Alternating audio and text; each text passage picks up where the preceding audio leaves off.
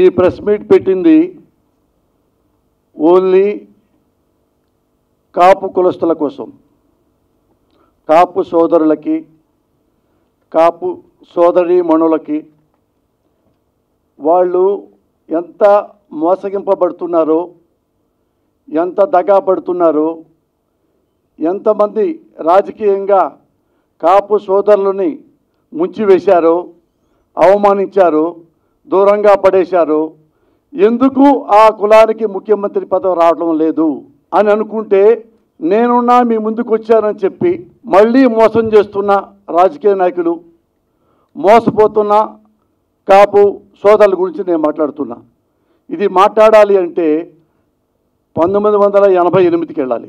చూశారుగా వంగవీటి మోహన రంగ, అప్పట్లో ఎమ్మెల్యే, కాపుల ఆశాజ్యోతి, మాలాంటి వాళ్ళందరికీ పెద్ద హీరో.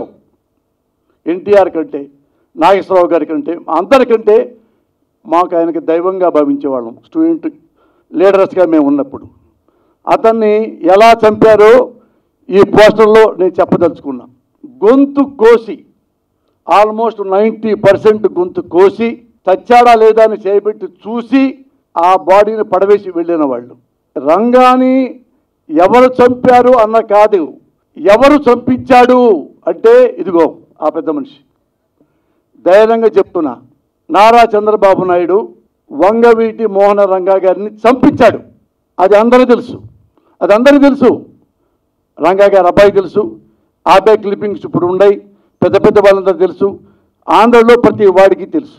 1988లో ఆయన ఎమ్మెల్యేగా ఉన్నప్పుడు కృష్ణా జిల్లా, గుంటూరు జిల్లా, ఈస్ట్ గోదావరి జిల్లా, వెస్ట్ గోదావరి జిల్లా, ప్రకాశం, ఈ 5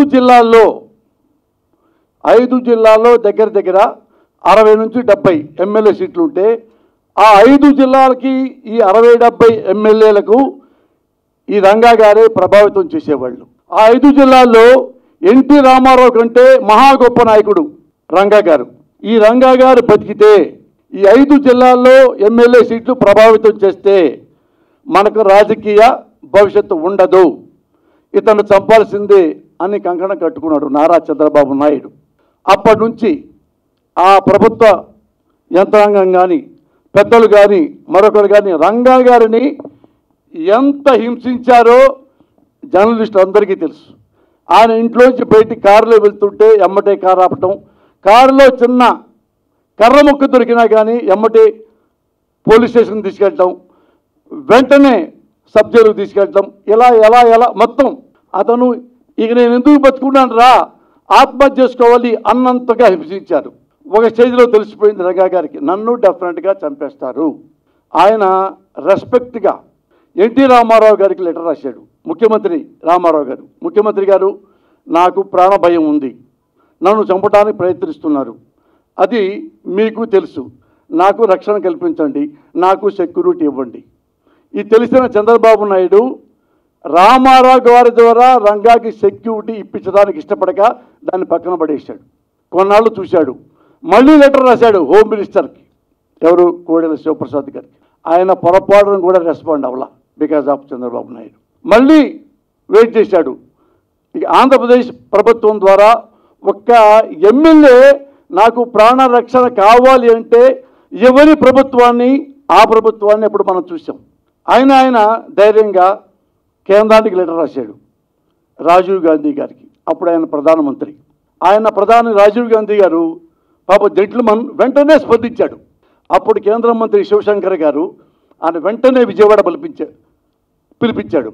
ఎందుకు, ఏమైంది, మన ఎమ్మెల్యేకి ఆ రంగా గారికి వెంటనే వెళ్ళండి, అన్నీ చూడండి అంటే ఆయన ఢిల్లీ నుంచి శివశంకర్ గారు విజయవాడ వచ్చారు, రంగా గారిని కలిశారు, భరోసా ఇచ్చారు, మేమున్నాం, పార్టీ ఉంది, ప్రభుత్వం ఉంది, కేంద్రం ఉంది, నేను చూస్తా 24 గంటల్లో అని 24 గంటల్లో వెళ్ళే పరిస్థితులు ఉంటే ఇది తెలిసిన చంద్రబాబు ఇంటెలిజెన్స్ ద్వారా వీడు బతుకుంటే మనకి రాజకీయ భవిష్యత్తు లేదు. అదే రోజు రోడ్డు మీద నరికి చంపించాడు చంద్రబాబు నాయుడు రంగా గారిని. ఆ రోజుల్లో కాపుల్లో ఏ ఒక్క మనిషి కూడా కన్నీళ్లు పెట్టని వాళ్ళు లేడు, ప్రజల్లో ఏ ఒక్కరు కూడా అన్నం ముట్టిన వాళ్ళు లేరు. అంతగా ప్రేమించేవాళ్ళు అప్పట్లో రంగా గారిని ఎలా చంపారంటే అల్లూరి సీతారామరాజుని ఎలా పిరికి పొందల్లా చంపారో అలా చంపారు. అది 87, 88 నేపథ్యం. ఇప్పుడు ఈ కాపు సోదరులు అనుకునే వాళ్ళంటే ఇప్పుడు కూడా